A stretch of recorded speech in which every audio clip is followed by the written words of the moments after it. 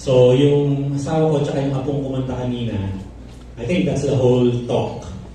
Pero maraming salamat talaga for this opportunity. Sabi ng mga business people at saka mga ekonomista, tayo raw ay nakatira sa isang VUCA world.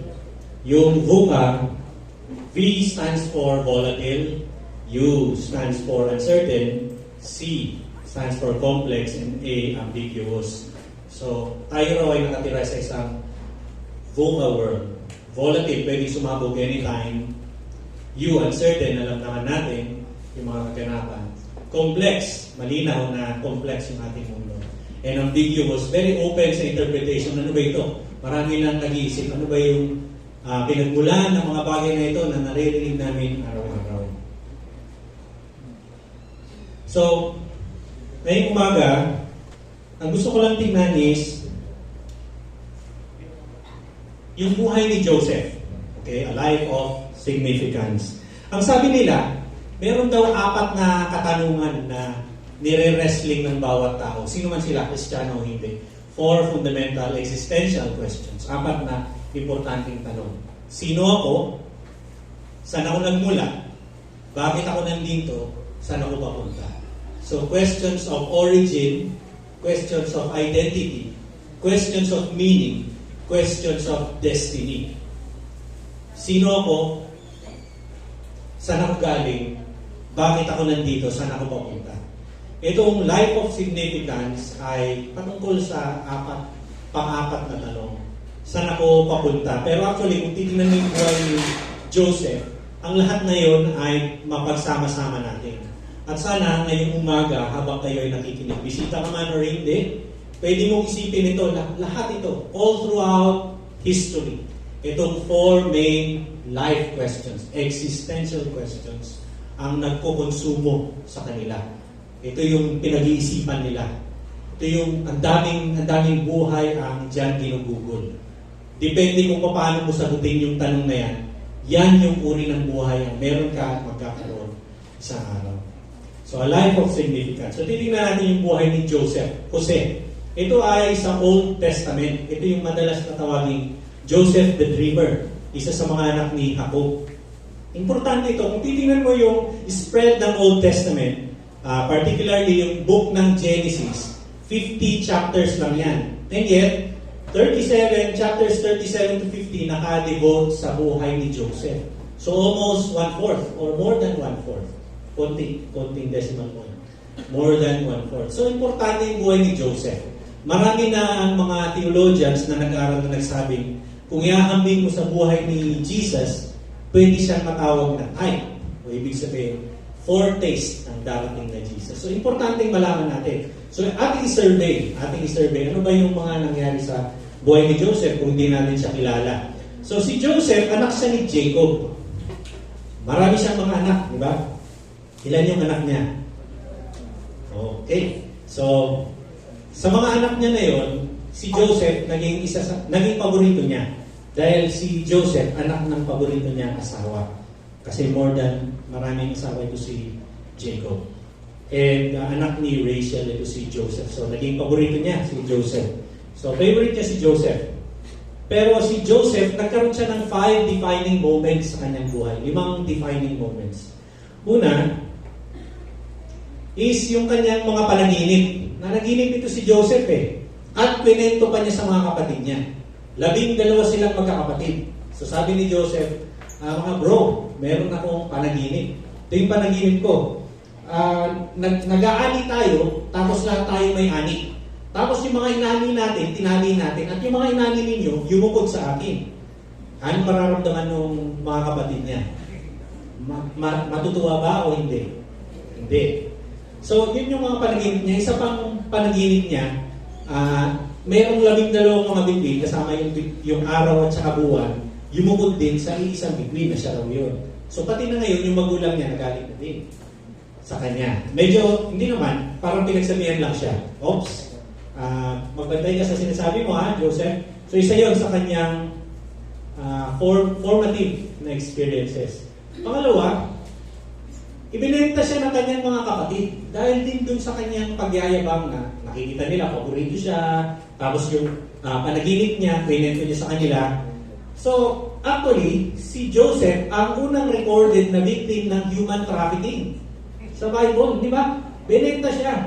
Pinagkakitaan siya ng kanyang mga kapatid. Trinafic siya sa mga banyaga, foreigners, si Joseph. And then, isa pang formative experience is later on, nung binenta siya ng kanyang mga kapatid, eventually, nag-end up siya sa isang household ng isang Egyptian, ang pangalan ay Potiphar. At doon, nagkaroon siya ng pabor kasi maganda yung trabaho niya, natuwa yung boss sa kanya, na-promote siya ng na-promote. Hindi ko lang alam kung may kasamang sweldo yun. Pero lahat pinagkatiwala sa kanya. Wala nang iniisip yung kanyang amo kundi yung kakainin niya. Mamimili niya. So ganun katiwa-tiwala si Joseph. Kaya lang, nagkagusto kay Joseph yung asawa ni Potiphar. At gusto niyang i-set up si Potiphar. Sabi ng asawa ni Potiphar, tumabi ka sa akin. Ayaw naman ni Joseph, so pinagbintangan siya ng rape. At dahil doon, nakulong siya. Pero sa kulungan, isang araw, na-discover na si Joseph kayang mag-interpret ng dreams. So, tinawag siya ni Pharaoh. And so, dahil doon, umangat siya ulit. And then finally, na-reunite siya sa kanyang mga kapatid at saka ama sa chapter 45 na yan. So, survey lang yan. Marami pa tayong masasabi sa bawat isa, pero konti na lang yung oras ko eh. Okay. So, merong mga singular events ng paghihirap si Joseph. Kanina napadaanan ko na. May mga singular events. Meron din siyang singular events ng tagumpay. Okay, gusto kong pansinin mo ito. Importante ito. Pag sinabi mong singular events, ano yung mga single event na nangyari na nahirapan siya? So itong picture na ito, parang pinoportray si Joseph na ibinigay na dito sa mga banyaga na bumili kay Joseph. At tingnan mo yung mga kapatid niya, tinalikuran na siya.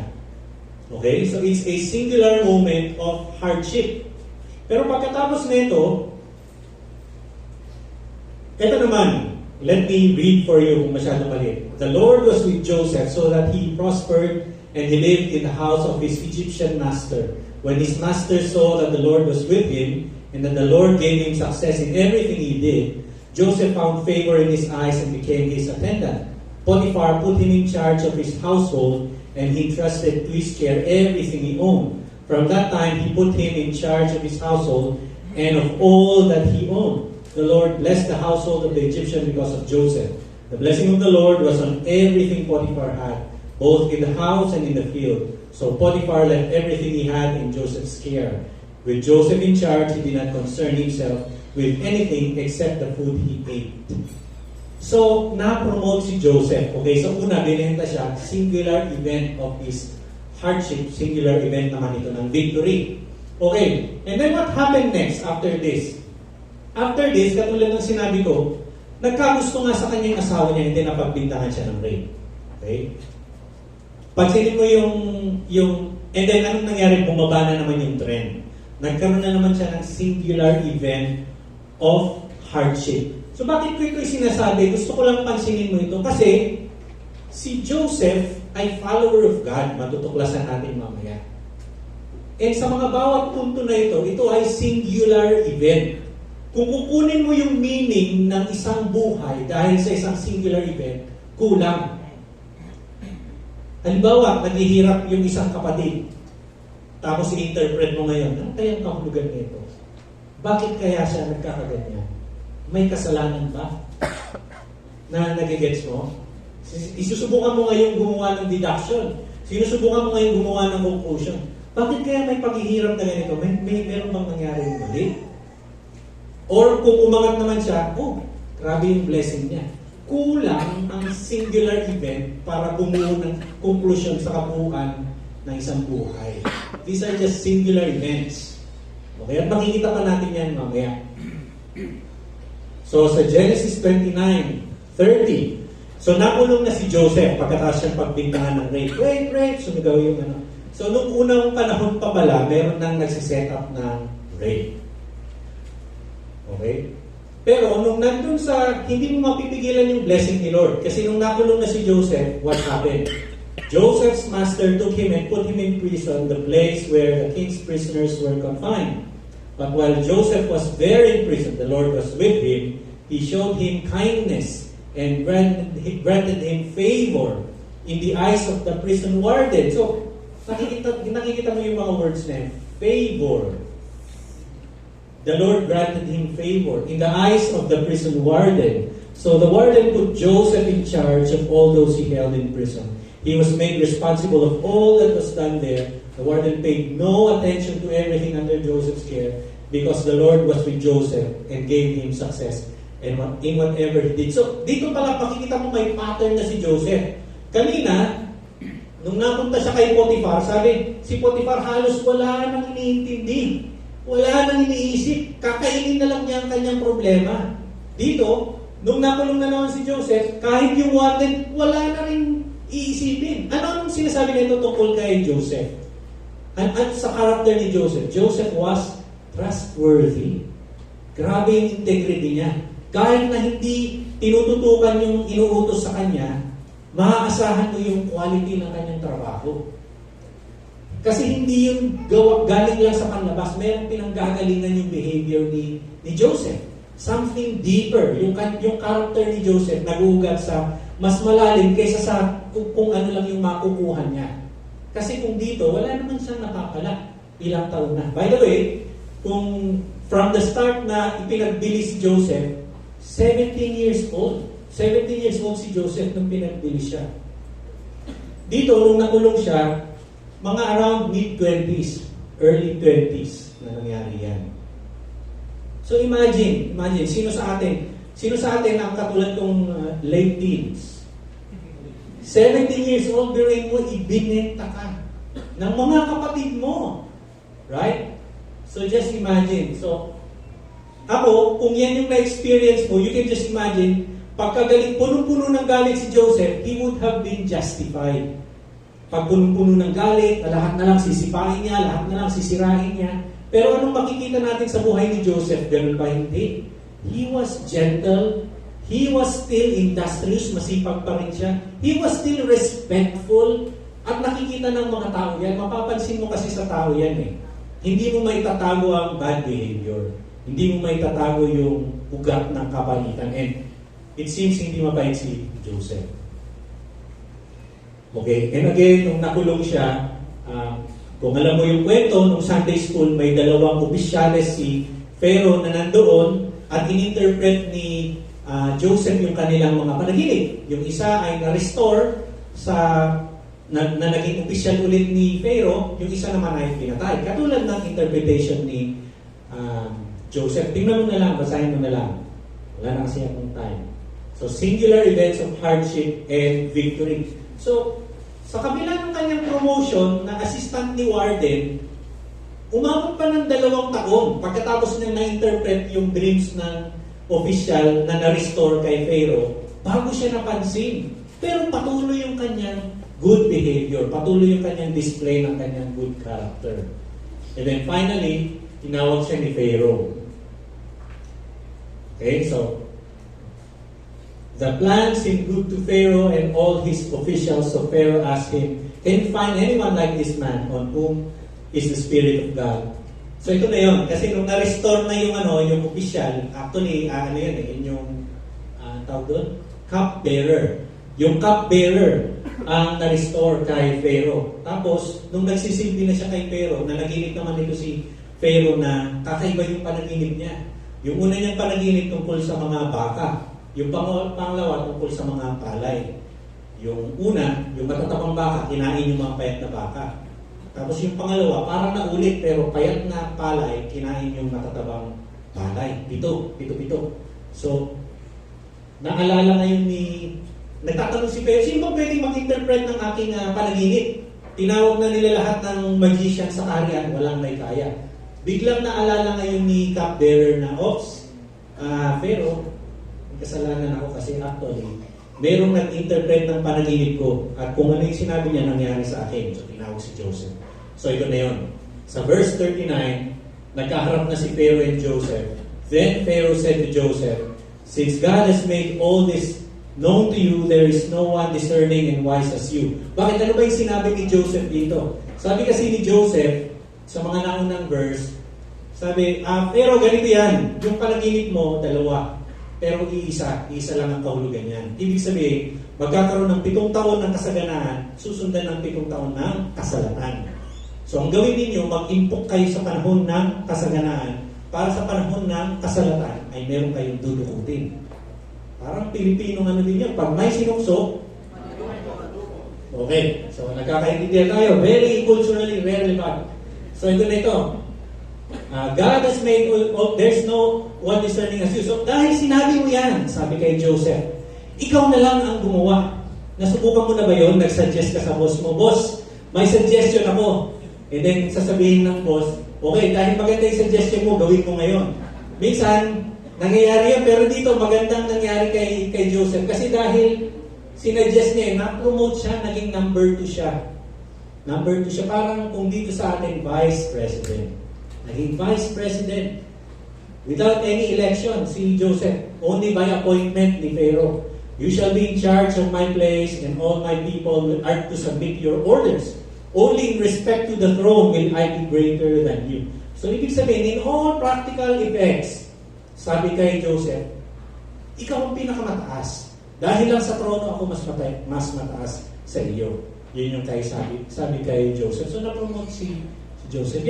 Yan ay singular events of victory and singular events of hardship. Pero kahit na dito, kulang pa din yan. Hindi lang yan. Lahat tayo mayroong experiences ng tagumpay. Lahat tayo mayroong experiences ng hardship. Pero kung hanggang doon lang yung buhay, wala eh. Wala talagang meaning. Just for example, ako.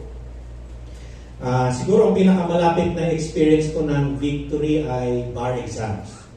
Nung nag-take ako ng bar exams, 4 Sundays, at of course, nag-aantay ka ng result. Nung lumabas yung result, nasa Baguio ko, yung nanay ko nandito. Sabi ko, "Ma, paano ko kaya malalaman yung result?" Sabi niya, "Pupunta ako sa Supreme Court." And then, pumunta siya sa Supreme Court. May live feed ang, I think, PTV for that time. Nakikita ko nga yung nanay ko, si mama yun, no? Naghahanap siya ng result. Wala pa, nandun yung mga malalaki nilang ganyan. Ano man tawag dyan? Screens sa labas ng Supreme Court. And then, after lunch, after before 12, di na kami mapakali ni Virgie. Labas tayo. Then, pumunta kami sa isang restaurant sa Baguio. Umorder kami ng madami. Hindi kami makakain pareho kasi pareho kami excited. Kaya yung result, shoot kaya tayo or hindi. Hindi namin alam. Hanggang sa natapos na yung lunch, umuwi na lang kami, binalot namin yung lunch. Then, tumawag ako kay mama. "Ma, lumabas na ba yung result?" "Hindi, umuwi ulit ako kasi yung labada ko nakababay." "Ganun ba? Babalik na lang ako mamaya." Sabi niya. Binulungan ko nga yung nagbabantay doon. "Baka naman, na." Tapos binulungan daw siya pabalik. "Ma'am, wala pa raw talaga." So, wala talaga. And then, eventually, nung lumabas na, to cut the long story short, lumabas yung name ko. Sumigaw ako. I was really very happy that time. Hindi ko na-contain, sumigaw ko, narinig yata ako sa buong Camp 7. Sa sobrang tuwa ko. Pero after that, parang it lasts for 10 seconds. Alam mo yun, yung feeling ng success, sandali lang, panandalian lang. Pagkatapos yung wala na. Hanggang dun lang yun. Hanggang dun lang yun. Kahit gaano ako kasaya, hanggang dun lang yun. Yung mga tropeyong inaasam natin, hanggang dun lang yun. Di ba? Natatandaan mo ba kung sino yung champion sa Governor's Cup sa PBA 5 years ago? Fan siguro, fan. Pero, hindi nag-work. Pero yung point ko is, nakikuha naman yung point. Yung every story of success, every trophy, nagko-collect na lang yan ng alikabok sa mga tokador, sa mga cabinet, hanggang dun na lang siya, hanggang magandang kwento na lang. Kung hanggang dun lang yung buhay, ay nako, napakaliit ng ating tanaw. Hindi lang sa singular events of hardship. hindi lang sa singular events of victory.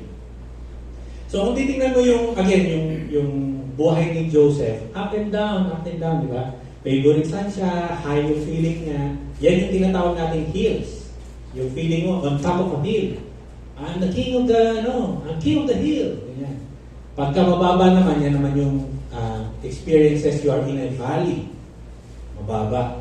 So, yung hill experiences ni Joseph ay siya favorite son, na-promote siyang manager, and then vice president. Dapat mas mataas pa ito, dapat dito yan. Boom. Okay. And then yung kanyang valley experiences, slavery, imprisonment, ongoing imprisonment. So, di ba? Nangyayari talaga yan. Ngayon, kung halimbawa, chismoso ko, tapos na-checkuhan ko si Joseph dito sa ano na to. Wow, grabe oh. Blessed talaga si Joseph oh. Tingnan mo naman yung pabor ng kanyang magulang sa kanya. Blessed talaga yan. Pag na-checkuhan ko naman si Joseph dito sa panahon na ito, prison na nakakulong siya. Grabe. Ganyan talaga eh. Hindi ka talaga makakatakas pag may kasalanan natin. Makukulong at makukulong. Mahahabol ka talaga. Na-gets mo? Pagka singular lang yung ating focus at ini-evaluate mo yung buhay ng isang tao based on singular events, kulang. Kulang talaga.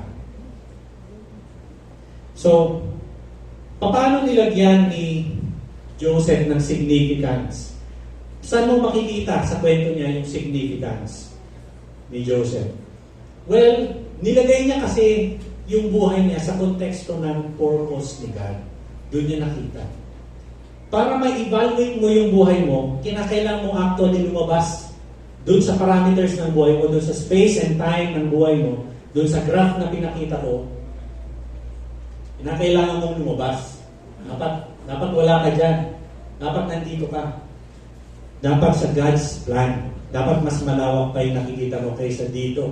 Kung ito lang yung buhay mo, time, age, and then yung feeling mo, labas pa dyan. You have to go out of yourself para magkaroon ka ng sense ng significance. Kinakailangan mong tingnan yung buhay mo sa konteksto ng plano ng Diyos, ng purpose ng Diyos sa iyo, sa buhay mo. So, halimbawa, balikan natin yung mga events sa buhay ni Joseph. Okay? Ito yung nakakulong siya, tapos na-meet niya yung dalawang opisyal, tapos ni Pharaoh na nakakulong kasama niya. At sabi nila, we both had dreams, they answered, but there is no one to interpret them. Then Joseph said to them, do not interpretations belong to our God, tell me your dreams. So yung question of identity, pagdating kay Joseph, settled na yan. Sino ako? I belong to God. I'm an instrument of God. Yan na yung sagot kay Joseph. I belong to God. Nilikha ako ng Diyos. I belong to God. Saan ako nagmula? God created me. Who am I? I am a bearer of God's image. I belong to God. So makikita mo yung God na parang fingerprint sa buhay ni Joseph. Kung crime scene yan, punong-puno ng fingerprints indicating na nandyan talaga. Nandyan yung kamay ng Diyos. Another example, ito naman, nung magpapa-interpret si Pharaoh ng dream kay Joseph. Pharaoh said to Joseph, I had a dream, no one can interpret it, but I've heard it said of you that when you hear a dream, you can't interpret it. I cannot do it, Joseph replied to Pharaoh, but God will give Pharaoh the answer he desires. So laging lumalabas si Joseph sa kanyang sarili niya. There is a power higher than I. Yung kinanta kanina, God knows better than I. God is better than I. Merong recognition na si Joseph answers to a higher authority. Merong higher authority sa buhay ni Joseph. Hindi lang siya dumidiskarte kaya siya na-promote. It's not just that. It's because nag-decide na siya na yung buhay ko ay bahagi ng mas malaki pang, is only one piece of a bigger plan, of a bigger purpose. Nag-decide na si Joseph sa simula pa lang na tingnan yung buhay ng ganyan. Kaya lang, sabi niya, kahit na ganoon, minsan yung tingin niya sa buong plan ay black. And sometimes life is like that. Hindi mo alam kung ano yung sa kurbada, pagliko mo, hindi mo alam. Pero you know that there is a curve. Merong ways. Merong mga blind sides. Si Joseph, amazingly, hindi niya nakita yung plan ni God. Hindi niya nakita yung plano ng Diyos. Hindi naman niya alam, hindi naman sinabi ng Diyos na Joseph, magiging vice president ka one day. No. Pero, itinayak niya yung buhay niya na everything will have a significance one day. And it will be good. Hindi ko na may babalik yung ups and downs, up and down. Dahil dun sa pananaw ni Joseph na yun, anumang point na yun, kinuha siya ng Panginoon. Sa hill o sa valley, he would have still lived a life of significance. Nakikita mo yun? Kasi dadaan ka ng hill, ng valley. Kung nabubuhay ka ng a life of significance, saan ka man kunin ni Lord. Nagkataon man na nasa hill ka that time, or nasa valley ka that time, or nasa hill ka, or valley ka, at whatever point, kung nakikita mo yung sarili mo, na you are in the hands of God and He knows best. Siya yung nakakaalam ng lahat. Ibinigay ko na yung buhay ko sa Kanya. Then, you can rest assured, pwede kang magpahinga na your life has meaning po. Merong kahulugan ng meaning. Yung buhay mo. Okay? And actually, gusto kong mag-dwell ng konti dito. Kasi para sa akin, ito yung pinaka-important eh. Kasi ito yung face-off na. Nagtatagpo na si Joseph at saka yung mga kapatid niya. Nagkita-kita na sila. And then, nakita niya na may nagbago na rin yung mga kapatid niya. Okay? Sa akin, parang madramang eksena ito eh. Kaya sabi ko, kahit na very text-heavy, flash ko, meron siguro isa o dalawa sa ating makaka-relate na may ganong experience. Then Joseph said to his brothers, "Come close to me." When they had done so, he said, "I am your brother Joseph, the one you sold into Egypt. And now do not be distressed. Do not be angry with yourselves." Biruin mo, wala talagang tanim na galit si Joseph. Kasi kung may tanim siyang galit, sasabihin niya, "Huwag kayong mag-alala mga bro, hindi ako galit." Ang sabi niya dito, "Huwag kayong mag-alala bro, huwag kayong mag-stress. Do not stress. Do not be angry with yourself." Okay? And now, do not be distressed. Now, do not be distressed and do not be angry with yourselves for selling me here, because it was to save lives that God sent me ahead of you. For 2 years now, there had been famine in the land. For the next 5 years, there will be no plowing and reaping, but God sent me ahead of you to preserve you, a remnant on earth, to save your lives by a great deliverance. So tingnan mo yung plano yung appreciation ni Joseph. Sabi niya, because it was to save lives that God sent me ahead of you. So sabi niya, kahit yung human trafficking ninyo sa akin, pagkakulong ko lahat ng bintang sa akin, nagsama-sama lahat yun para yung plano ng Diyos matupad, na nandito kayo ngayon, panahon ng kasalatan, mabubuhay kayo. Imagine, very big picture kung paano na-appreciate yung tao lang na isinuko niya yung buhay niya sa Diyos ang makakaintindi niya. Hindi selfish na tao. Hindi taong nabubuhay para sa sarili niya. Okay? So then, when it was not you who sent me here, it was not you who sent me here, but God. He made me father to Pharaoh, lord of his entire households, and ruler of all Egypt. Now hurry back to my father and say to him, this is what your son Joseph says, God has made me lord of all Egypt. Come down, don't delay. You shall live in the region of Goshen and be near me. You, your children and grandchildren, your flocks and herds, and all you have, I will provide for you there, because 5 years of famine are still come. Otherwise, you and your household and all who belong to you will become destitute. So, imagine, alam mo ba, bago nito, nag-promise na ang Diyos sa mga nauna kay Joseph na sabi, pararamihin ko kayo, magiging isang malaki kayong bansa. Hindi ba ito natutupad ng panahon na ito?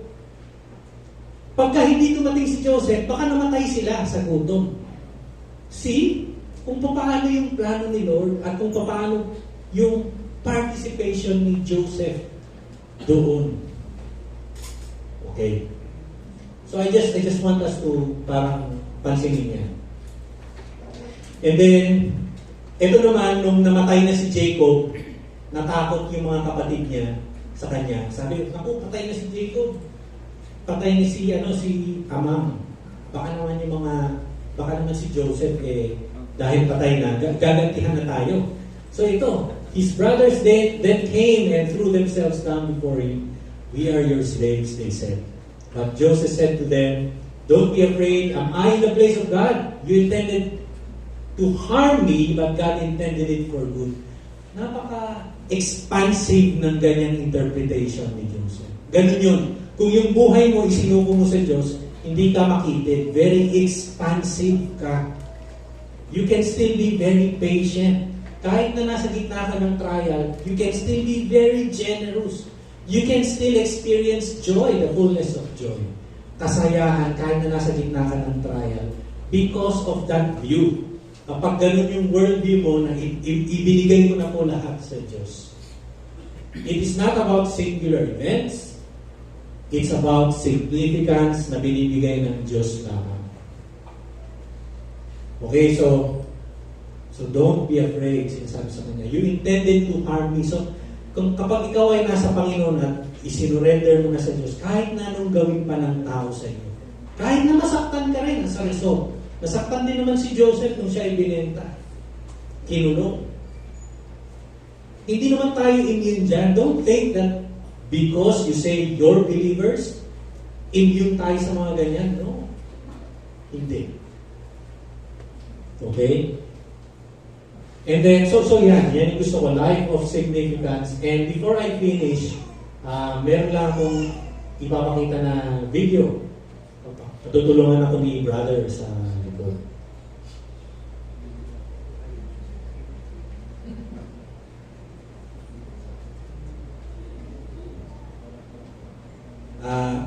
Animation siya, pero siguro after nung narinig ninyo, I hope meron siyang significance.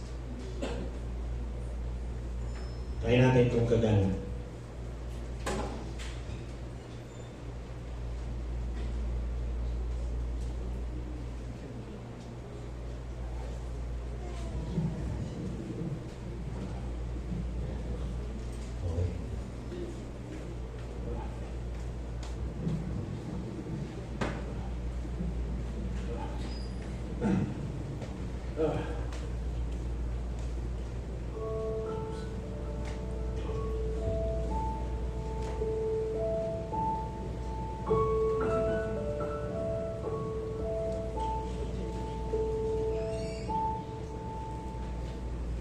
I thought I did what's right.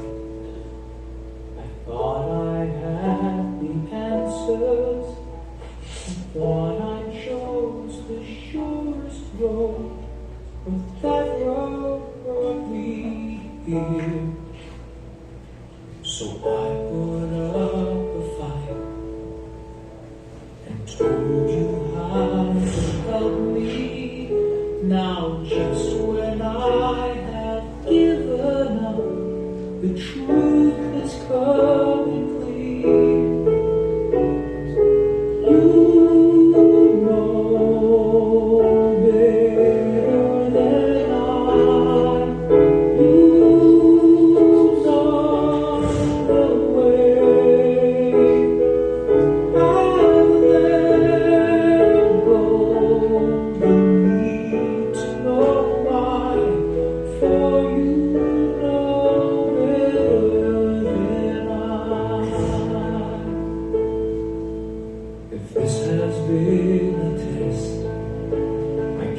See the reason, but maybe knowing I don't know is part of getting through.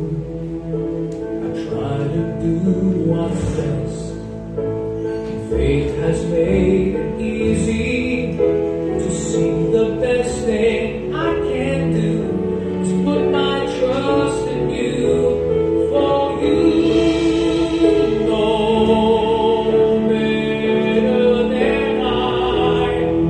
You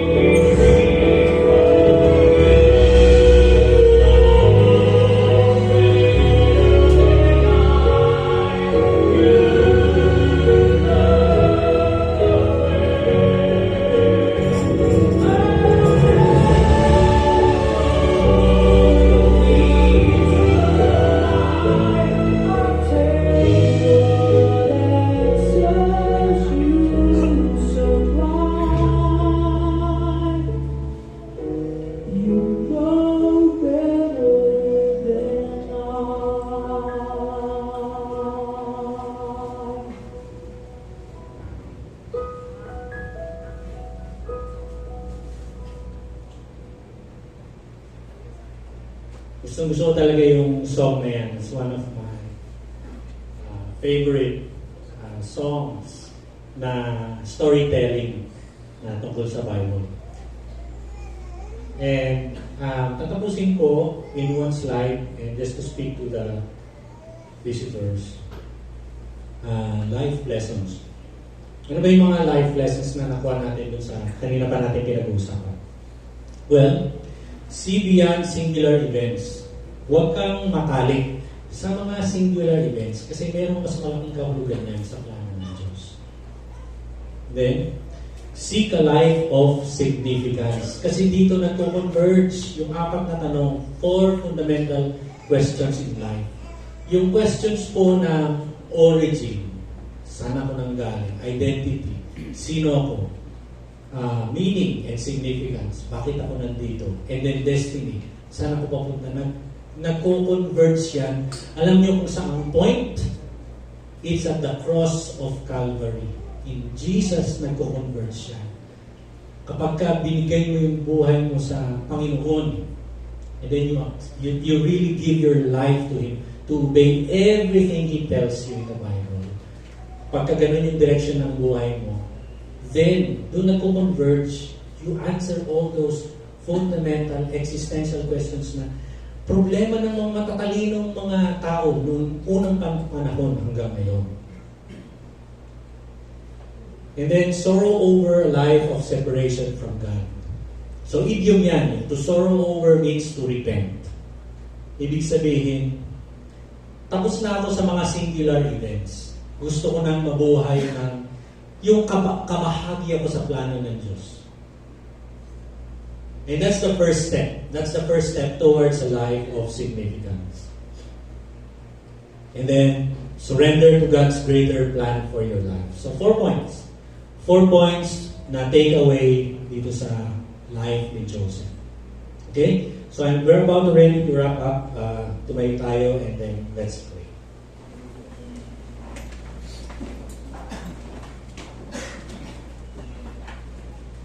Meron tayong break until that time. Siguro, yeah, that's not after this. But let's pray. Whether we're believers, whether we say we're Christians, or tayo ay bisita, magandang i-evaluate yung buhay natin, di ba? Magandang salamin yung buhay ni Joseph. And then tignan natin, ganun pa tayo katatag na katulad ni Joseph na, Lord, talagang fully surrendered ako sa iyo. I see myself in your plan. Ganun ko tinitignan. Yung kahalagahan ko, yung aking meaning na dito sa iyo. If not, then it's time to really examine yourself and make adjustments. Yung iba maliit lang, pero yung iba malaki. But it's between you and God. Panginoon, maraming pong salamat sa halimbawa na iniwan sa amin ni Jose. Kung paano niya pinamuhay yung kanyang buhay na ito ay nakikita niya yung kanyang lugar sa mas malaking plano ng Diyos. At Panginoon, dahil siya ay nagpakunuba at kanyang sinuko yung buhay niya sa iyo, nagamit mo siya na gusto.